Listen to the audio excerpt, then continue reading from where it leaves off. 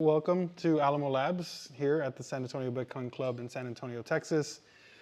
Tonight, we're going to have a little discussion about Bitcoin for business and why it's good for businesses, why business owners should consider accepting payments in Bitcoin, a little bit of the practical questions that might come up, risks, how to mitigate them, and then in like a end-to-end showing you how to start accepting Bitcoin payments. And it's very different for different types of merchants, so we'll get into that as well. Excuse me. A couple things just on the agenda that we'll go over. So first, this won't be very in-depth on what Bitcoin is or what Lightning is. It'll give a little bit of a primer. But we're going to take some assumptions that you have a little bit of understanding of what Bitcoin is, and as a business owner, why you should be adopting Bitcoin. Even if it's not being used or requested a lot in your business, it's good to be prepared. How Bitcoin payments can lower costs and boost revenue. We'll give some real world examples, including some recent examples that are happening around the industry.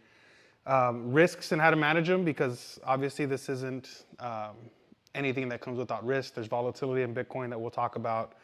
And there's different tools that a lot of the processors and Bitcoin payment providers provide that can be used to help mitigate a lot of questions, tax implications, stuff like that. So we'll go through that as well.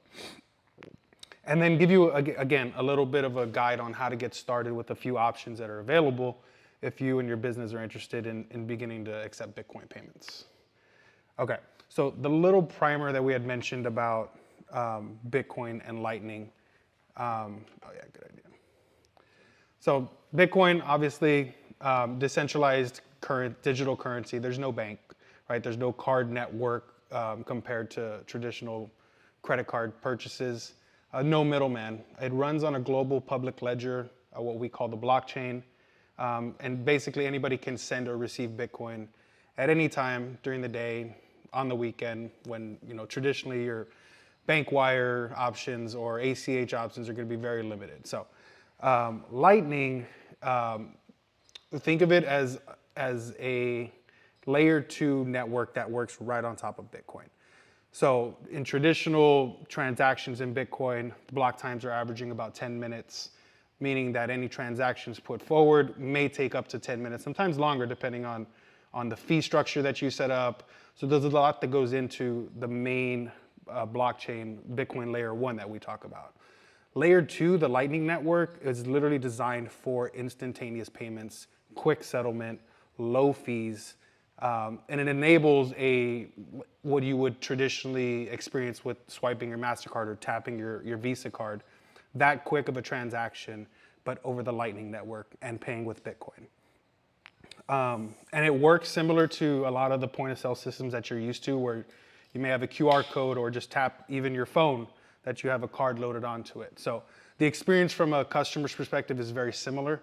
And as we'll see, implementing it for business, a lot of times business owners, especially small business owners, are real concerned with, is this going to interrupt my workers' workflow, or is it going to be something really hard to learn, a learning curve? And we'll see that it's not that difficult. And a lot of the tools that we have right now make it really easy. So why should business owners care? Well, Lightning itself makes Bitcoin usable in retail, in restaurants, in service industries, e-commerce as well, as we'll see. And there's a lot of options depending on what industry your business might fall into. If you're more of a contractor type work, like a roofer, a landscaper, a doctor possibly, there's certain ways where you can, you don't need to have a point of sale, right? There's options like Zaprite that we'll talk about. Okay, so again, just a little bit of difference between what Bitcoin is and how Lightning interacts or works on Bitcoin, I should say. And a few things to separate and understand the differences between the traditional financial system that we've used with credit cards, the Visa, MasterCard experience that we have, and how Lightning differentiates from that. So typically with any credit card, and I myself have a small LLC where I sell things and you have to pay the payment processors. I use Stripe, right, which is very common for accepting card payments. Anywhere from 2 to 4 or 5% is very typical. And then in certain high-risk categories, actually, like restaurants or food deliveries in particular, they're paying over 5%. And then there's fees for things like chargebacks, international cards, international customers, or decline cards. There's gateway fees to use. There's service fees and compliance fees. They eat you alive with fees. And basically, as it says right there, right, payment fees eat margins, and Bitcoin can reduce them. And especially for small business owners, it's really important. These fees can be on a percentage basis of what the total transaction is. It can be very high. So with Bitcoin and Lightning, alternatively, typically with Lightning, it's under 1% of a fee that you're going to pay. And a lot of times, cents. It doesn't necessarily matter if it's a $3 cup of coffee or a $250 purchase of a Bitcoiner's piece of art, and you pay them in Lightning. You're gonna pay cents, not on the dollar, but cents, to make that payment. There's no monthly fees, there's no statement fees, there's no deductions.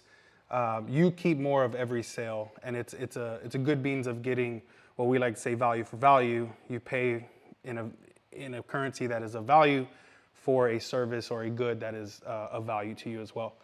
And some added benefits, at least for a business owner's perspective, is it's instant settlement. A lot of these credit card transactions that you purchase, they go into a ledger of it's going to clear in 1 to 3 business days. I'll get that cash flow next week sometime, right? Like with Bitcoin, you're able to get instant access to your funds and cash flow and do what your business needs to do right then and there, instead of having to wait for things to go through the traditional banking process. So it reduces bank delays. Chargebacks are another thing we're going to talk about here in a minute, but if you go through that process with a chargeback, which I've experienced with other businesses, they can hold your money for 90 days, 180 days. And as a small-time business owner, especially if you're dealing with higher priced goods and services, that can really be something that can set businesses back a lot. So no frozen funds. And I think we're going to talk about the chargebacks here. And the ability that Lightning gives to help reduce fraud as well. So Bitcoin payments in particular, especially even as much so in Lightning, are irreversible. So you can think of once the payment is basically paid, the customer disputes, chargebacks, what we call friendly fraud. Somebody pays for their Uber Eats and then they say they didn't get it, right? The small business owner is paying for that. So when you pay in Bitcoin, sure, there can be reasons for a business to issue refunds. Bad product, bad service, sure, but it's going to be treated like cash more so than just the bank believing the credit card company and just siding with them, because, I'll get to that part as well. But a few more benefits for it are on the security side. So think of companies that have had personal information stolen from their customers' personal information stolen, or bank cards being stolen from ATM machines or gas stations that have these readers. Like, the business owners putting their customer at risk of losing their personal information just by accepting card payments. And while it may seem like a small thing, it can add up, and there can be cases where it's really detrimental to the small business. So you're not having to deal with securing any people's card information. You're not putting them at risk of losing that information through your business. Very strong cryptographic security for your customers' data. You don't have to worry about a lot of the PCI compliances that come with holding customers' information. And basically the bottom line is that with Bitcoin, the merchant actually is protected. When you pay with Lightning, the merchant is the first in line and is able to protect themselves from a lot of these things that we talked about, friendly fraud, traditional fraud, versus where with credit cards in the traditional system, they're backed by bank protections, and they're always going to side with the credit card processors, and that's usually at the expense of the merchant. So merchants are just a lower peg down when you're dealing with traditional banks and the credit card systems, because they're looking out for each other. Let's Let's see. So a cool side effect, though, with beginning to accept Bitcoin payments is you open yourself up to a wider customer base, and a lot of times it's organic and it's free. Accepting Bitcoin brings you new customers that you wouldn't otherwise reach. So for one, you can think of like, I don't know, millennials, Gen Z, very tech forward type customers. You know, an implementation of a business accepting Bitcoin is going to go over a lot easier with that crowd, right? They're more tech savvy, they're ready, they're like, oh yeah, I got Bitcoin here, I'll pay with Bitcoin. It also gives you this, and whether it's a false sense, but it's like a marketing halo effect where just because you are accepting Bitcoin, you get exposed to a lot of positive PR. Think of Bitcoin, BTC maps. One thing we're going to show here, I think in a second, is Square's new map feature where businesses that accept Bitcoin, even if they're not on a Square point of sale, are popping up in this app. You'll see a lot of Bitcoiners have very passionate followings. So social media, like, oh, we got this new bar downtown accepting Bitcoin. We're going to blow you up also because it's helping both of us, right? So there's a lot of positive PR that comes with it, and a lot of it, like I said, is free and organic as well. Another cool thing that I've noticed, and I saw this confirmed from Steak and Shake. Steak and Shake also, shout out to Steak and Shake. They've sponsored us before. They're a very Bitcoin-friendly burger joint nationwide, and they started accepting Bitcoin.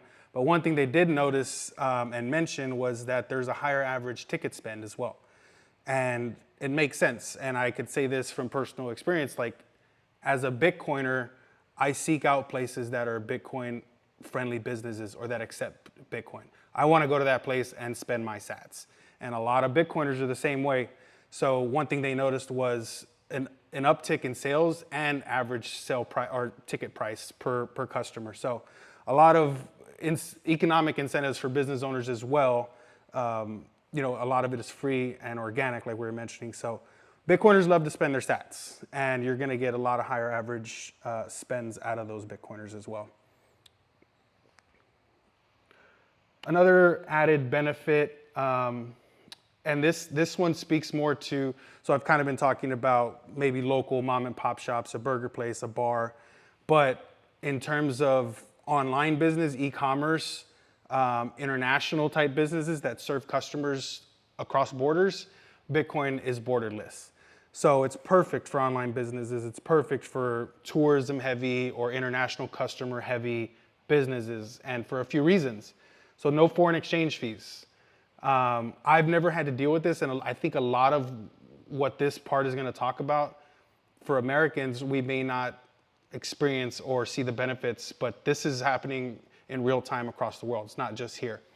So there's no waiting for international wires that we talked about earlier. That's even longer than in domestic wires that take several days, sometimes over the weekend. You can pay internationally with Lightning. There's companies that have their Lightning point of sale set up where you can purchase something from a producer in Poland, right? And you pay them instantly. There's also benefits from a financial inclusion perspective, which I think even more so in America, we may not appreciate as much. But there's over 1.4 billion adults globally that are unbanked, meaning that they have no access to a bank account, or their infrastructure is not conducive, or maybe their currency is just crap and there's no reason for them to have a bank account. They can't save by any means. These people are also people that likely have smartphones, though. It's just the way it is. Like, the smartphone is one of the things that, even in areas where you may not expect it to, people have smartphones where they don't have bank accounts. And by default, Bitcoin becomes their payment method. It allows them a method to save. It allows them a method to trade or buy things in their community. And it's opening the door to unbanked customers.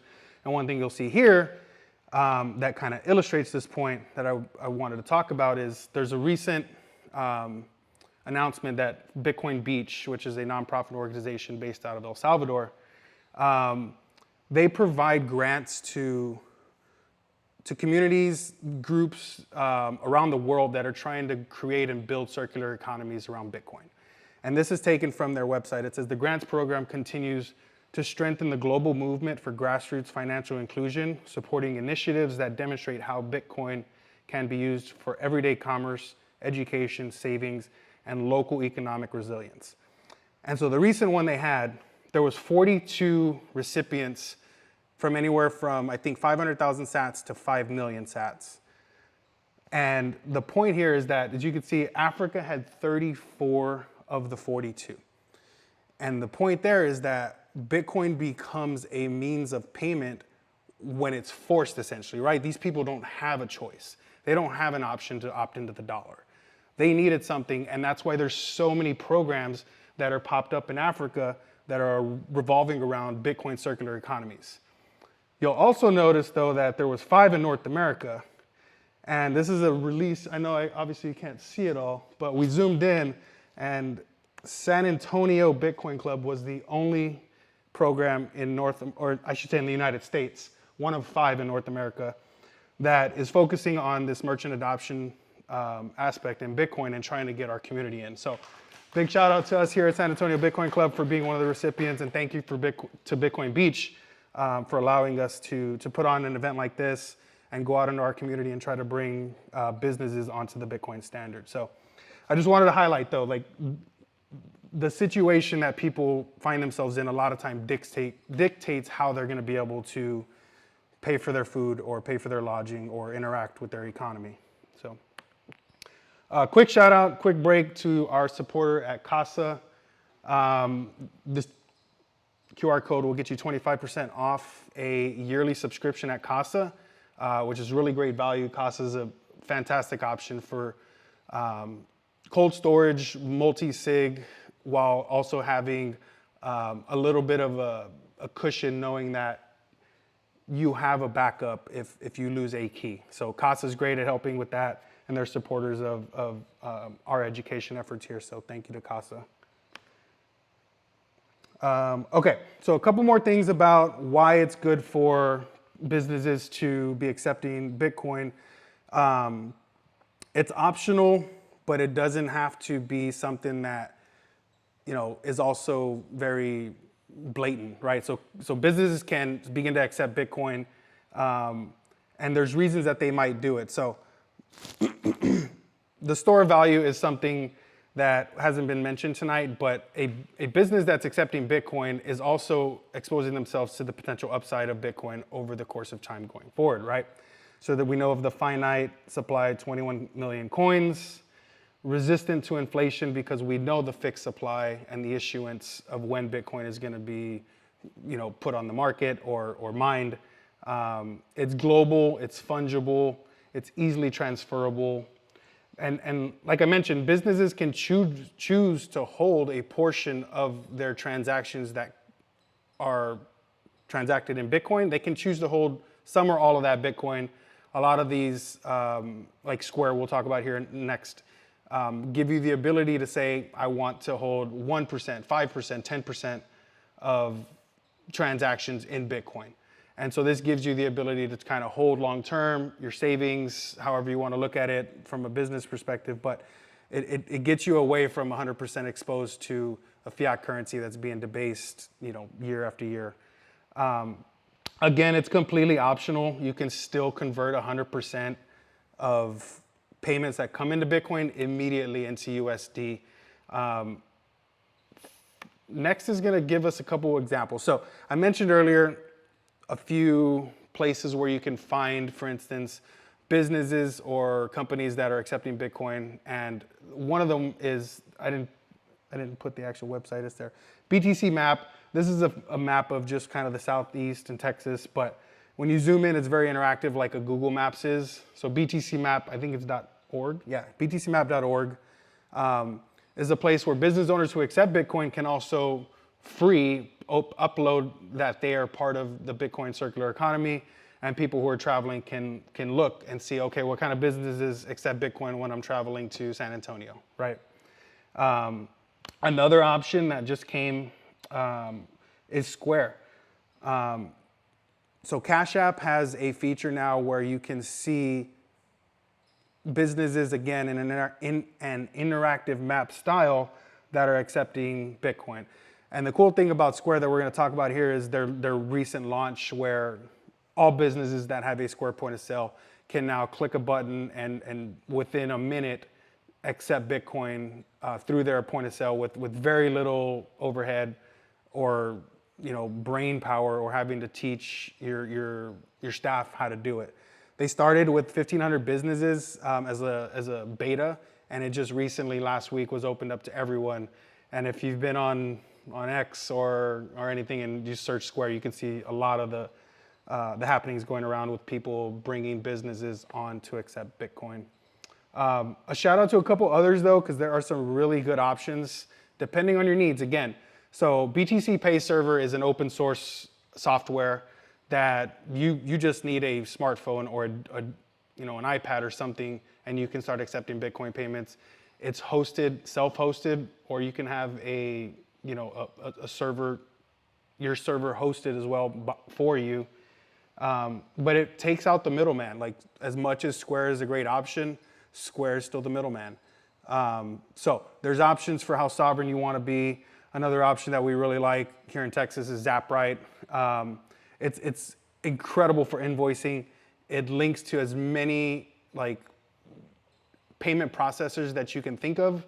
Think of card processing with Square, PayPal, Strike, all these types of WooCommerce, Shopify. You can start accepting payments in Bitcoin using ZapRight, but it's really standing out for what I think are the gig workers, contractor type jobs. Somebody who works for themselves who needs to send out an invoice for service or goods. You give them the option to pay in Bitcoin, in card. You can incentivize Bitcoin by disincentivizing payments in fiat. So you can put a 5% upcharge on card payments or fiat payments or ACH because you want to incentivize Bitcoin payments. So there's a lot of really cool options out there. But it does come with some challenges, and we don't want to ignore those. We don't want to sound like everything here is perfect and it's easy for everyone. There are some things you have to consider. There's some proof of work that we like to say, that goes into being able to accept Bitcoin payments, do it the right way, be compliant. We still want to pay our taxes in the whole 9 yards, right? We're not advocating against that. So some challenges we do see though, a lot of people will say, well, and right now is a good example, right? Bitcoin is at what, 91,000. We're I don't know, 25% off our highs. If a small time business owner, had sales in Bitcoin and held it the whole way, they might be discouraged because the value that they had is less now. And that's something we can't deny as Bitcoiners. It is a volatile asset. But a lot of these options like Square will give you the option to instant auto convert the amount that a person paid you in Bitcoin into dollars.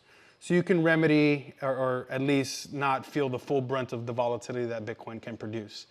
I talked about this earlier though, that refunds, a lot of times your payment processor may, if a customer wants to return something, right, they can kind of automatically do it. You can think of eBay, it doesn't matter what the merchant did or didn't do wrong, the customer's not happy with it, they just get their money back. So it's different. Refunds with Bitcoin are handled similarly to cash. And I think it's a fair trade-off, right? If as a business or a goods or services provider, if you provide a bad experience or a bad product and the customer's entitled to a refund, it should be the case that they get their money back. But it shouldn't be as easy as them saying I didn't get it when it's sitting on their front porch and they get their money back. So this allows businesses to handle returns and customer issues on a one-to-one basis. It does take a little bit more work, but it's very much more fair, I would say. Security. So basically, excuse me, I'm sorry, I lost here. You obviously want to try to go with reputable processors or companies. And I guess that's always a moving benchmark, right? So Square is a great company. Nothing that would scare me from using their processor. But if you feel like you need to be more sovereign, there's options like I mentioned, BTC Pay Server. So the options are there for you to make a decision based on what your risk tolerance is for accepting Bitcoin payments, how much sovereignty and how much you want to be in control of the keys. It's all available now for business owners. And then something that's very important also to business owners, obviously, come tax time, it's just like any other Intuit, QuickBooks, all of the options that will give you a printout. You can give your CPA at the end of the year. It's very similar. So whether you're taking the Bitcoin and holding it, auto converting it, the end of the month reports that you can get are similar and very sufficient to what you would need to give your CPA to make sure you're compliant come tax time. All right, getting close here, guys. I sold you on this, right? So like you're ready to start accepting Bitcoin. You know it's ready for your business. What's the best way to go? So I would say it's worth putting in some legwork into understanding the options because, as I mentioned, depending on what your business is, how you transact or how you sell, there's different options, and there's different options in terms of how on hand you want to be. Things like OpenNode and even BTC Pay Server, they're very technical. It's not something that's not doable, but it does take a little bit of know-how or learning to do it. And then there's options like Strike, Ibex Pay, which left the US, unfortunately, but it was a great option. It had integrations to a lot of different things like e-commerce. But there's options. So you can choose an option that's good for you.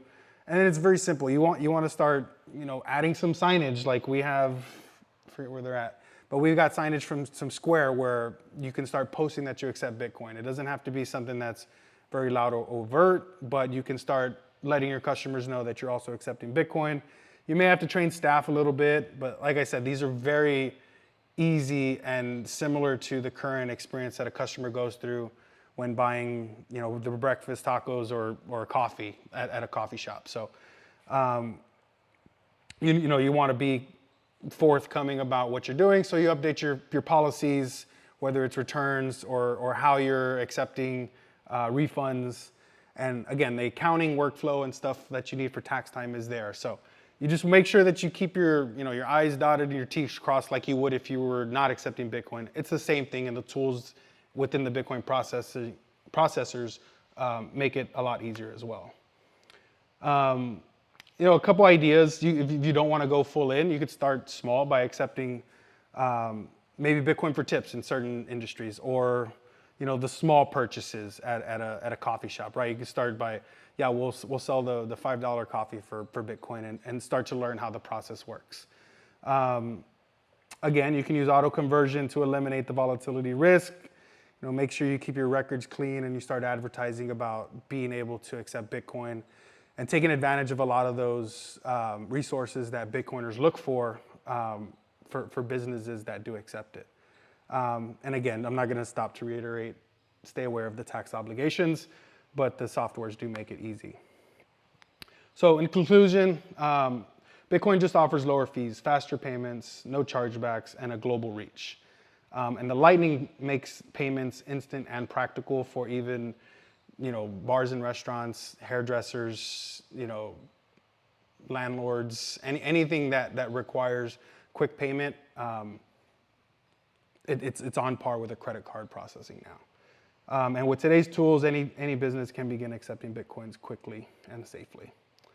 So I do want to leave it open to any time for any questions, but this is kind of just a guide and a little primer on how to be able to understand Bitcoin as a business owner and get into it without being very overwhelmed, because it doesn't have to be that way.